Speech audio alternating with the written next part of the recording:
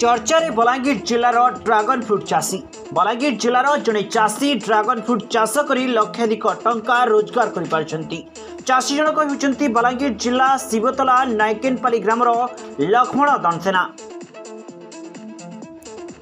लक्ष्मण प्रथमे 50टी dragon fruit गछ निज चाष जमी लगाई बेले एवं पाखापाखि 700 रु 800 गछ लगाई जेते खर्च करथिले प्रथम वर्ष ही पाइथबा बेले ए गछ थरे लगाइले 25 वर्ष पर्यंत फल देव बोली लक्ष्मण कहते। लक्ष्मणों आज सारा बलांगीर माटी गर्वित थिबा बेले से 25 डिसमिल जगार ड्रागन फ्रुट चाष करछंती। खाली बलांगीर जिला नुहे सारा ओडिशा रे तांकर ही ड्रागन फ्रुट सप्लाय करुछंती। तेबे याकु नै कोन कहउछंती लक्ष्मण शुणिबा आसंतु। मोर ना लक्ष्मण दनसना गाँटा हूँ नायकेनपाली शिवतला पंचायत मो ड्रागन फ्रुट चाष कर नायकेनपाली रे गाइटा 25 डिसमिल रही गछ यहाँ 700 लगी। फास्ट तो मुझे यूट्यूब रे देखी फास्ट कम लगे 50टा सक्सेस है ये 700 लगे।